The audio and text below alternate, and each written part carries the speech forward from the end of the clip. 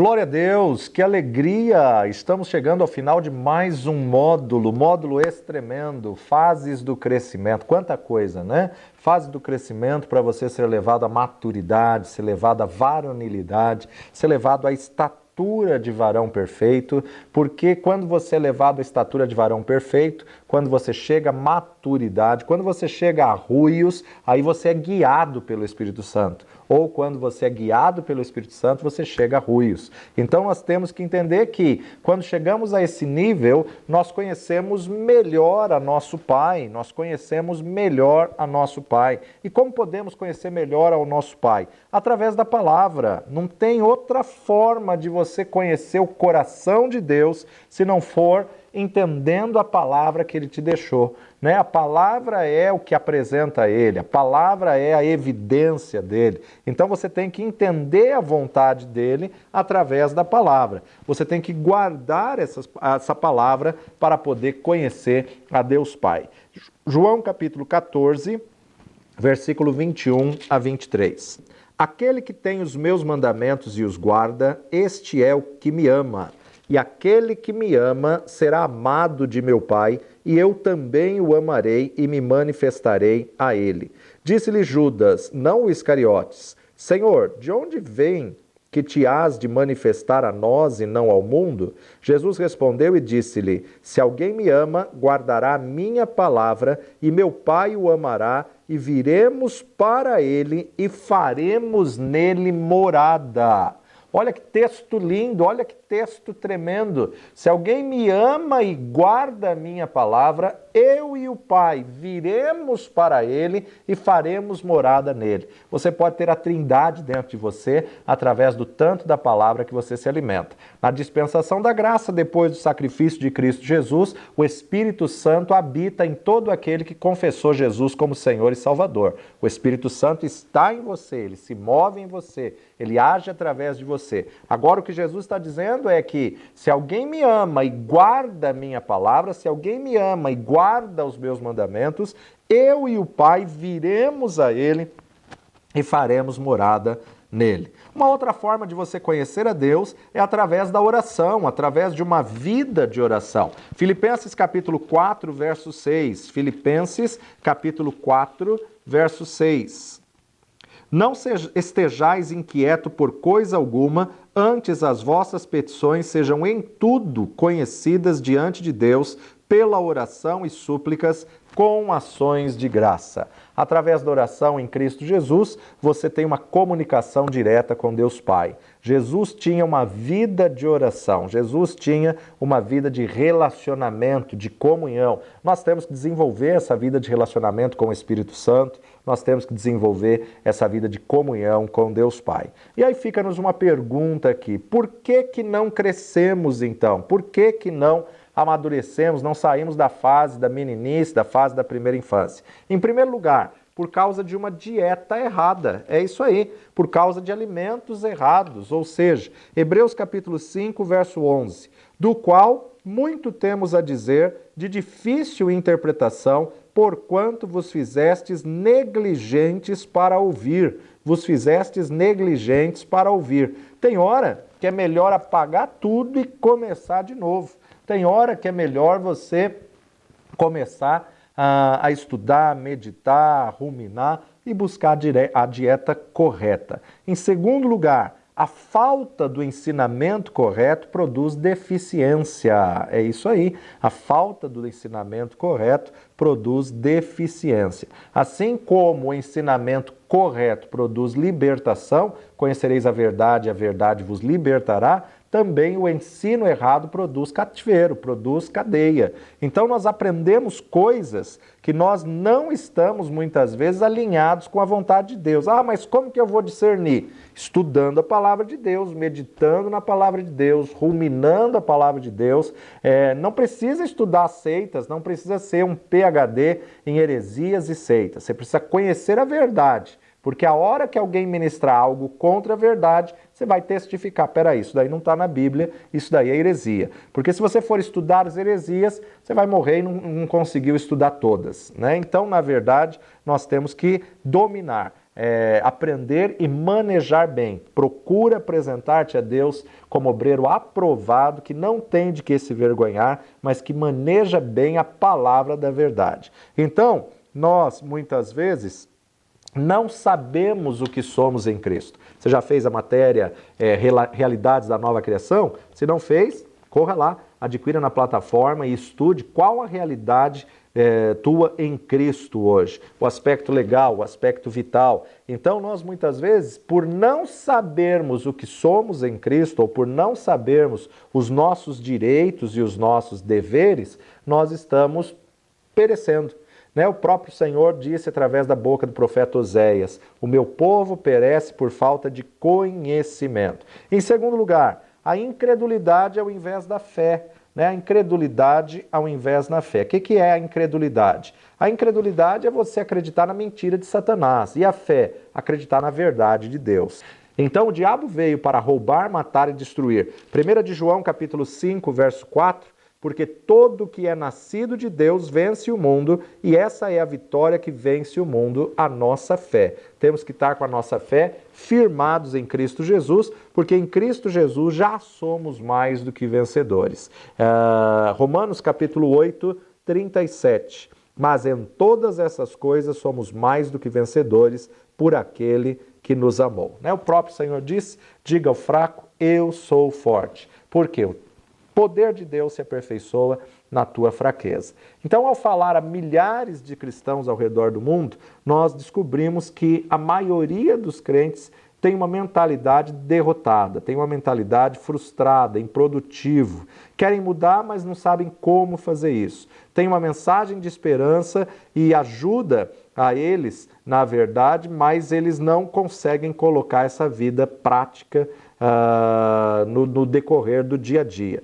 Você pode derrotar a sua vida vencida, fracassada, através do conhecimento da palavra de Deus. A Bíblia, ela é a divina revelação inspirada por Deus e ela, na verdade, é viva e eficaz e ela, na verdade, nos produz em nós a visão de Cristo, produz em nós a imagem e semelhança do Senhor. A Bíblia não só ensina você, como também ela pode lhe mostrar como que você tomou a direção errada e dar-lhe ajuda para corrigir o seu erro e depois treiná-lo para continuar no caminho certo. Para compreender o problema do cristão confuso e infrutífero, é importante que você saiba o que a Bíblia diz sobre o problema. A Bíblia revela, na verdade, que há 3 tipos de pessoas no mundo. 3 tipos de pessoas no mundo. Uma, a Bíblia define como homem natural. Outra, a Bíblia define como homem espiritual. E a terceira, o homem carnal.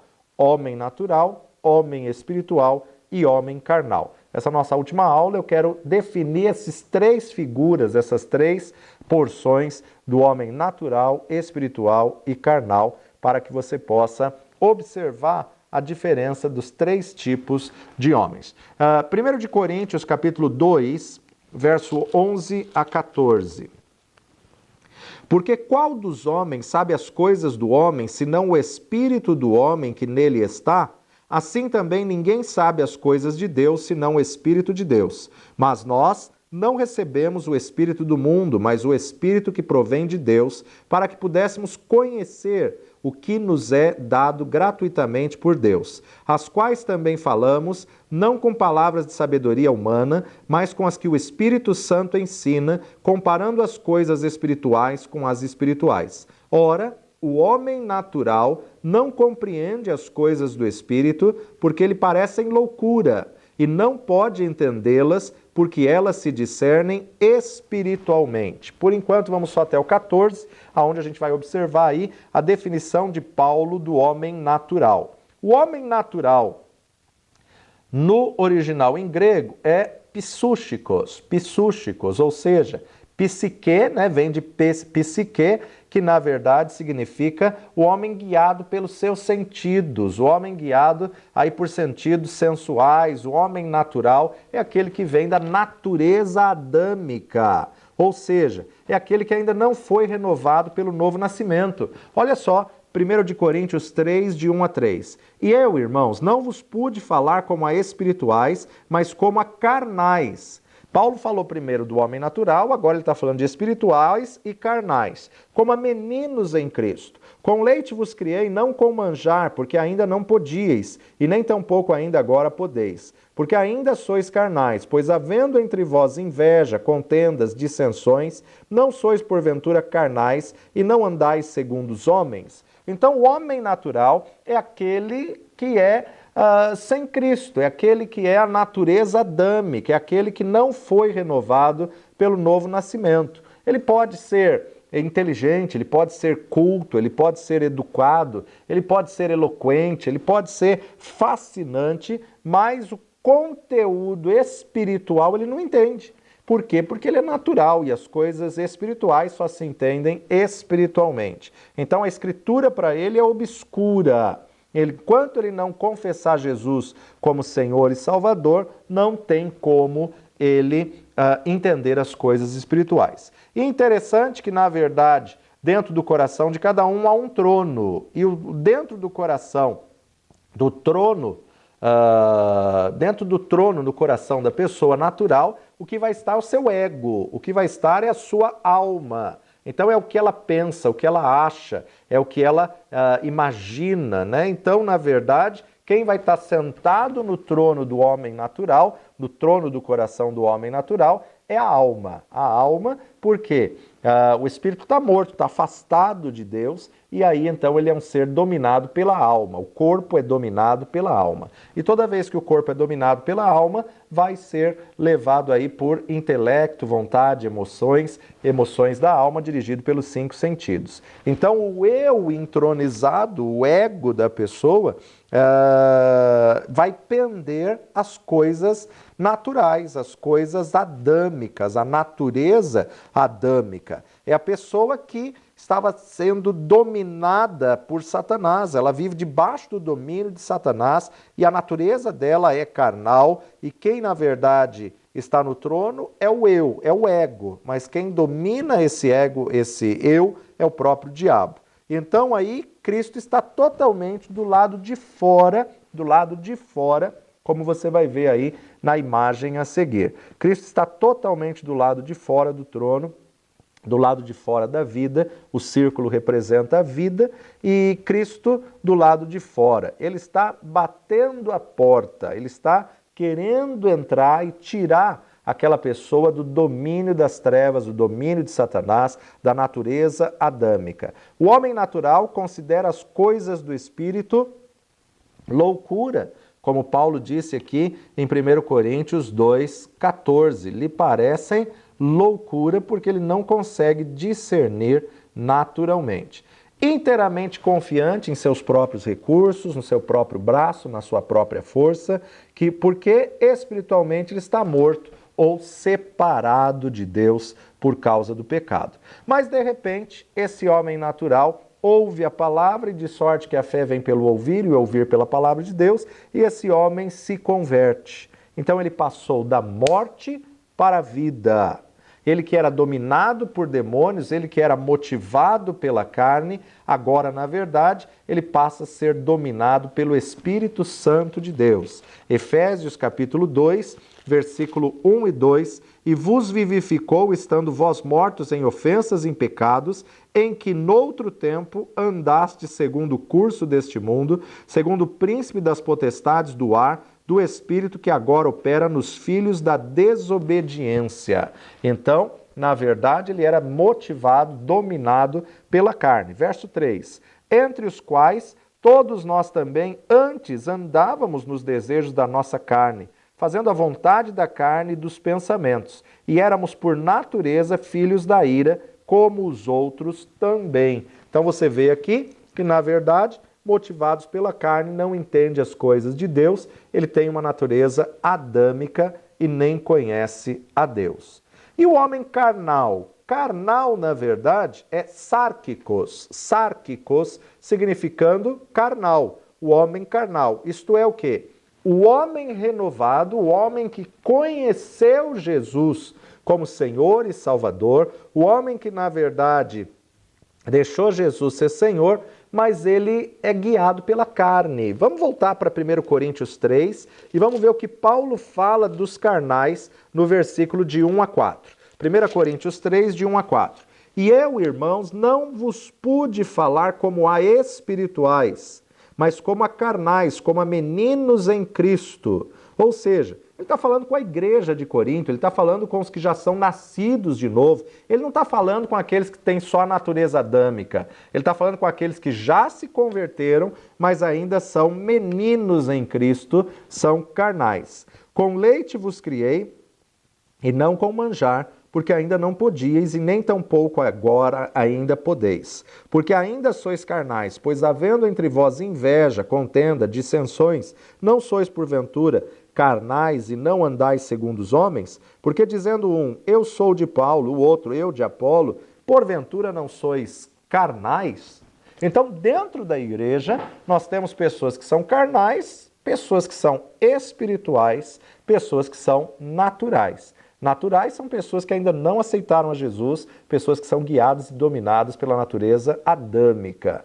Mas os carnais são aqueles que já aceitaram a Jesus, mas que na verdade estão com leite, estão aí com as coisas simples, com as coisas imaturas. Ele é um bebê espiritual, ou como nós temos falado até aqui em todas as aulas, téknon, apenas um filho gerado. Convidou Cristo para centrar-se no trono do seu coração, mas ele ainda está prevalecendo a carne. Prevalecendo a carne. Por quê? Porque, na verdade, a carne luta contra o espírito contra a carne, mas ele não está mortificando as obras da carne.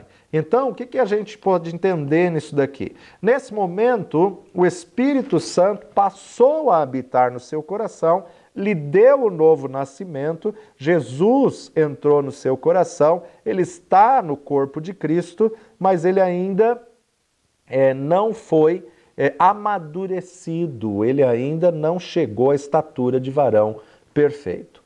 O homem espiritual, ele compreende as coisas de Deus espiritualmente. O homem espiritual, ele tem a percepção de todas as coisas. E isso, na verdade, confunde o homem do mundo, que não pode, de maneira alguma, entender o homem espiritual. E como poderia, né? Porque ele verdadeiramente nunca pôde conhecer os pensamentos do Senhor e nem discutir com ele. E nem tampouco mover as mãos de Deus através da oração. Mas o que a gente consegue observar aqui? O ato de manter-se cheio do Espírito Santo equivale a manter deliberadamente Cristo no trono da sua vida e deixando Cristo ser Senhor da sua vida para que ele venha a ser um homem espiritual. Então, ele não exigirá o controle da sua vontade. Se você não mortificar a tua vontade, colocar o seu livre-arbítrio nas mãos do Senhor, ele não vai passar por cima. Deus, tanto o Pai, o Filho e o Espírito Santo, são extremamente educados e os três respeitam extremamente a sua decisão e a sua escolha e o seu livre-arbítrio. Se apesar da sua orientação e da sua advertência, você quiser ceder à influência da carne e retirar o controle das mãos de Deus durante um período de pecado, as claras e as ocultas, ele irá afastar-se tristemente, é o que Paulo fala, de ofuscar o Espírito, não extingueis o Espírito. Quando você se encontra nesse momento de pecado inconfesso, nesse estado de pecado inconfesso, a palavra de Deus define você como um ser carnal. O que é um ser carnal? Aquele que conhece a Cristo, mas que na verdade continua sendo dominado pela carne. A permissividade é o quê? Permitir em nossas vidas algo que nós sabemos que é errado. É ser tolerante com algo que nós sabemos que não agrada a Deus. E nos últimos dias, Deus tem se revelado a nós de muitas maneiras e nós temos recebido várias palavras e várias ministrações, a importância de nós sermos discipulados, fazermos-nos discípulos, renunciar a tudo, tomar a cruz, negar-se a si mesmo para poder seguir ao Senhor. Temos visto que o padrão de Deus é elevado e quando olhamos para ele e vemos que ainda não atingimos, começamos a ser tolerantes com algumas coisas. Então nós temos que tomar muito cuidado com o nosso comportamento, né? Nosso comportamento em viagens, nosso comportamento em jantares, nosso comportamento na empresa, nosso comportamento em reuniões, nosso cuidado com as coisas dos outros, com os objetos emprestados, com o dinheiro emprestado, o nosso tempo de comunhão em reuniões gerais, em grupo. Então, muitas pessoas esquecem-se do padrão de Deus para certas coisas e se acostumam com as coisas do mundo e acabam ficando cegos e fazem coisas imprudentes. Como foi o caso dos filhos de Eli, sacerdotes de Deus que não conheciam a Deus. Eram sacerdotes de Deus, mas se tornaram sacerdócio maligno, porque faziam coisas abomináveis a Deus. E por outro lado, Eli sabia do problema e mesmo sabendo do problema, não corrigiu, não mudou o comportamento deles. Quando nós somos tolerantes e tentamos baixar o padrão de Deus, Deus não muda, né? O alerta de Jesus às cartas, às igrejas, que enviou carta ali a João no Apocalipse, Apocalipse capítulo 2, versículo 18, tenho, porém, contra ti o tolerares, 2, 18. E ao anjo da igreja que está em Tiatira escreve, isto diz o Filho de Deus, que tem os olhos como chama de fogo e os pés como latão reluzente. Eu conheço as tuas obras e o teu amor, o teu serviço, a tua fé e a tua paciência, e que as últimas obras são mais do que as primeiras. Mas tenho contra ti o tolerares que Jezabel, mulher que se diz profetiza, ensine e engane os meus servos para que se prostituam e comam dos sacrifícios da idolatria. Tolerares é justamente suportar, continuar com ela, né? Então, ainda permite o pecado, ainda tolera o pecado. Quando somos tolerantes e nos acostumamos com os nossos pecados, começamos a dar mau exemplo. Aí então começamos a tolerar o pecado, não só nas nossas vidas, mas também na dos irmãos, porque se você o condenar, você vai condenar a si mesmo. Então as nossas conversas passam a ser fúteis, os nossos programas passam a ser errados e nos associamos com pessoas que não edificam. Isso é a característica de um homem carnal, não natural, porque ele já teve o conhecimento de Cristo Jesus e Paulo vai alertar muito sério os irmãos de Corinto acerca disso. 1 Coríntios capítulo 15, verso 33, ele diz, não vos enganeis, as más conversações corrompem os bons costumes. Então, o mau exemplo deteriora o padrão de Deus. E isso gera em nós acomodação. E nos contentamos com o que somos e não nos empenhamos em sair desse estado, sair dessa fase. Nos contentamos em ficar assim e não ir mais adiante. Caminhar com Deus nunca pode se acomodar. Caminhar com Deus é uma renúncia diária e um sacrifício contínuo. Ou seja, você tem que perder algo, dar algo a Ele para receber a presença dEle. Amar a Deus com amor ágape, incondicional, um amor que não exige nada em troca, mas se dá a si mesmo pelo outro, se dá a si mesmo pelo próximo, é o amor com que Ele nos ama, né? É o que Jesus estava falando com Pedro, em João capítulo 21, versículo 15 a 17. João 21, 15 a 17. E depois de terem jantado, disse-lhe Jesus a Simão Pedro, Simão, filho de Jonas, amas-me mais do que a estes? E ele respondeu, sim, Senhor, tu sabes que te amo. Disse-lhe, apacenta os meus cordeiros. Tornou a dizer-lhe a segunda vez, Simão, filho de Jonas, amas-me? Disse-lhe, sim, Senhor, tu sabes que te amo. Disse-lhe, apacenta as minhas ovelhas. Disse-lhe a terceira vez, Simão, filho de Jonas, amas-me? Simão entristeceu-se por ter-lhe dito a terceira vez, amas-me, e disse-lhe, Senhor, tu sabes de tudo, tu sabes que eu te amo. Jesus disse, apacenta as minhas ovelhas. No português, fica tudo com o termo amas-me, mas na verdade no original o Senhor estava perguntando filéu, filéu e ágape, né? Você tem o amor de amigo ou você tem o amor ágape que doa de si sem esperar nada em troca? Então, porque buscamos o nosso bem, damos uma ênfase exagerada muitas vezes no lazer, no prazer, damos uma ênfase exagerada no corpo, na alma, né?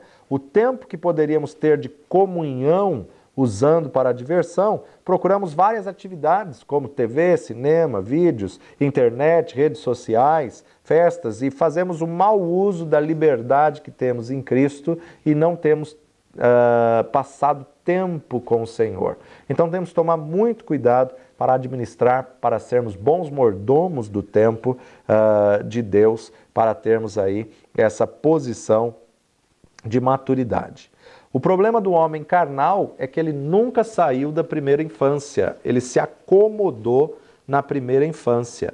São irmãos, mas são carnais, né? Vive o conflito de querer fazer as coisas da carne. E Jesus faz parte da vida dele, mas como Salvador apenas e não como Senhor, querendo guiar os passos e dominar a vida dele. Então ele começa a ser dominado pelo seu corpo, guiado pelos 5 sentidos, e aí então ele se afasta cada vez mais, ele volta atrás em direção à cruz, né? Ele não anda no Espírito, não tem Jesus como Senhor, é guiado pelos seus próprios sentimentos e vontades, é guiado, dominado pelos 5 sentidos. E aí então há uma grande diferença entre o cristão e o não cristão.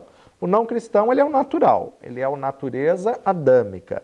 Mas o cristão, ele pode ser carnal ou espiritual. E a Escritura ensina claramente em 2 Coríntios, capítulo 5, verso 17, assim que se alguém está em Cristo, nova criatura é, as coisas velhas já passaram e eis que tudo se fez novo. Qualquer um que diga que é cristão deve viver como Cristo viveu, tem que andar como Cristo andou. Paulo escreve isso muitas vezes. O cristão carnal, ele age como incrédulo. Então é difícil perceber a diferença do cristão carnal para o homem natural, porque parece que nem se converteu, parece que nem conheceu Jesus. O cristão carnal é aquele que recebeu a Cristo, mas que permitiu que a sua natureza carnal ocupasse o trono por causa dos pecados não confessados, por causa dos hábitos, por causa das fraquezas.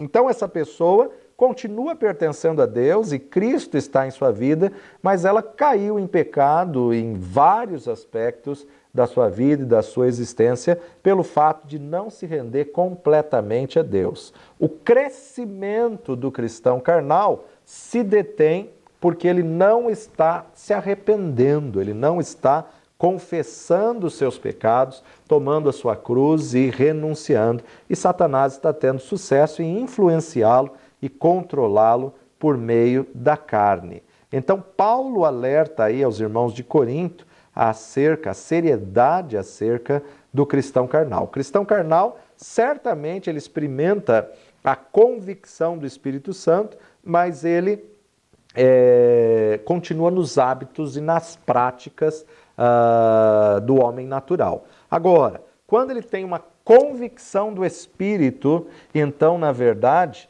ele vai ser transformado, ele vai ser levado a uma maturidade, ele vai ser levado a um crescimento, ele tem que forçar esse crescimento, entendendo que quando era menino, falava como menino, sentia como menino, pensava como menino, agia como menino, mas logo que deixei a ser ruios, logo que deixei a ser homem, logo que cheguei à varonilidade, logo que cheguei à maturidade, deixei as coisas de menino, deixei as coisas de carnal.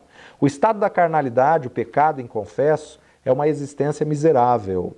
Todavia, lamentavelmente, esse é o ponto em que se acham milhares de cristãos hoje, de volta ao trono das suas vidas. Conheceram Jesus, sabem do sacrifício dele, mas de maneira geral, eles não compreendem e não se encontram na categoria espiritual, senão na categoria carnal.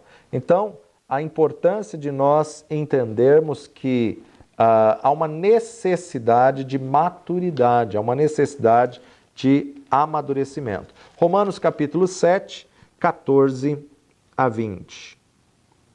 Porque bem sabemos que a lei é espiritual, mas eu sou carnal, vendido sob o pecado. Porque o que faço, não o aprovo, pois o que quero, isso não faço, mas o que aborreço, isso faço. E se faço o que não quero, consinto com a lei que é boa. De maneira que agora já não sou eu que faço isto, mas o pecado que habita em mim. Porque eu sei que em mim, isto é, na minha carne, não habita bem algum. E com efeito, o querer está em mim, mas não consigo realizar o bem. Porque não faço o bem que quero, mas o mal que não quero, esse eu faço. Ora, se eu faço o que não quero, já o não faço eu, mas o pecado que habita em mim. Acho então esta lei em mim, que quando quero fazer o bem, o mal está comigo. Porque segundo o homem interior, tenho prazer na lei de Deus. Mas vejo nos meus membros outra lei que batalha contra a lei do meu entendimento e me prende debaixo da lei do pecado que está nos meus membros. Miserável homem que sou, quem me livrará do corpo dessa morte? Dou graças a Deus por Jesus Cristo, nosso Senhor, assim que eu mesmo, com entendimento, sirvo à lei de Deus, mas com a carne, à lei do pecado. Então a gente observa aqui nessa passagem de Paulo aos irmãos de Roma, ele descreve o seu relacionamento de Deus, ele descreve o seu relacionamento com Deus. Ou seja, o cristão carnal, ele vive em pobreza espiritual, quase como um ateu praticante, né? Então, ele afirma crer em Deus, ele age como, na verdade, conhecedor do plano de salvação, mas as atitudes dele, as ações dele, é como se Deus não existisse e ele continua no pecado. Então, Cristo pagou o preço pelos seus pecados, mas ele despreza o sacrifício de Cristo e ele tem que agora renunciar às coisas da carne, às obras da carne, às coisas do pecado. Quando o Senhor quer nos levar a uma maturidade, à estatura de varão perfeito, o Senhor quer de nós uma vida de homem espiritual. E o homem espiritual, no original grego, se chama pneumáticos. Pneumáticos é o homem guiado pelo Espírito. É o homem guiado pelo pneuma, o Espírito, né? Então, pneumático é o homem espiritual, ou seja, renovado por Deus, cheio do Espírito Santo, andando em comunhão com Deus, assim como Paulo escreve aos irmãos de Éfeso, em Efésios capítulo 5, 18 a 20. E não vos embriagueis com o vinho em que há contenda, mas enchei-vos do Espírito, falando entre vós com salmos e hinos e cânticos espirituais, cantando e salmodiando ao Senhor no vosso coração, e dando sempre graças por tudo a nosso Deus e Pai, em nome de nosso Senhor Jesus Cristo. Então o Senhor tem um alvo para você, o Senhor desenvolveu seu espírito nas coisas divinas e o seu espírito está ativo. Então, voltando aqui para Coríntios, agora a gente pode entender na questão do espiritual. 1 Coríntios 2,6. Todavia falamos sabedoria entre os perfeitos, não porém a sabedoria deste mundo e nem dos príncipes deste mundo que se aniquilam. Verso 14.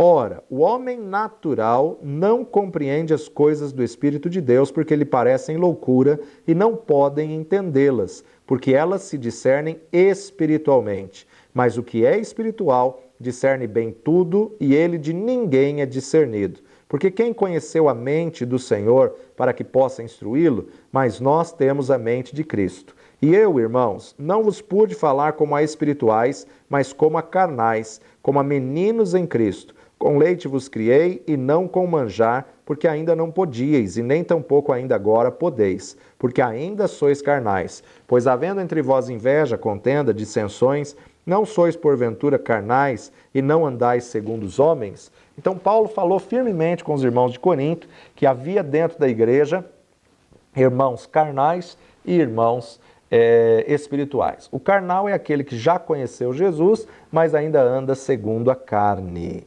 Já o espiritual, ele conquistou seu intelecto, seu corpo, e ele sabe que ele tem que ser exemplo dos fiéis, guiado pelo Espírito Santo de Deus. 1 de Coríntios 9, 27. 9, 27. Antes, subjugo meu corpo e o reduzo à servidão, para que, pregando aos outros, eu mesmo não venha de alguma maneira ficar reprovado. Eu mesmo não venha de alguma maneira ficar reprovado. 2 Coríntios 10, 3 a 6. Porque andando na carne, não militamos segundo a carne. Porque as armas da nossa milícia não são carnais, mas sim poderosas em Deus para a destruição de fortalezas, destruindo os conselhos e toda altivez que se levanta contra o conhecimento de Deus e levando cativo todo entendimento à obediência de Cristo. O homem espiritual, Deus o governa através da palavra e do Espírito. Deus o governa através do conhecimento da palavra e da direção, do discernimento de espírito, porque a palavra é sua regra de fé e prática, é o seu padrão. Então ele sabe o que ele tem em Cristo e ele usa. Por isso que ele é levado à estatura de varão perfeito, por isso que ele é levado à posição de ruios, à maturidade. Romanos 8, 14. Porque todos os que são guiados pelo Espírito de Deus, estes são filhos. Filhos o quê? Ruios, maduros de Deus. Romanos 8, 32. Aquele que nem mesmo a seu próprio filho poupou, antes o entregou por todos nós, como nos não dará também com ele todas as coisas? Então nós podemos dizer que o homem espiritual, ele é guiado pelo Espírito, ele chegou à maturidade, ruios, ele é pneumático, guiado, dominado pelo Espírito, e ele está justamente na condição de filho que foi aperfeiçoado. Filho aperfeiçoado que gera, que cuida da herança e que tem a imagem e semelhança do Pai, que tem aí justamente a imagem de Cristo. Então, essa importância de nós sermos levados a essa posição. Jesus não disse, restaurarei a minha igreja, mas ele disse, edificarei a minha igreja.